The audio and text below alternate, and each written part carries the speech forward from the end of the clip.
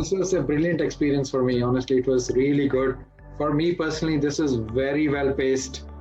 And I think I really got all my questions answered. So absolutely no. And of course, others, Sudhir was contributing, others were contributing as well. Especially, I think there's more action on the second day, right? I thought first day I was I was the only one asking questions mostly. So second day was much more engaging and for me. And I'm very, very pleased with the course. I think you took time. There was no rush. There was you didn't appear as if you were rushing to complete the course. You took your time to answer all the questions, and still we managed to complete the course.